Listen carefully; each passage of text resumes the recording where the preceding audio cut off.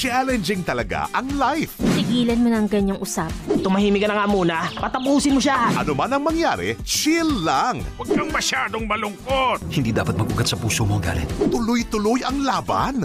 Ririnig naman kita. Hindi ako takot. Ako nang bahala rito. And just believe in yourself.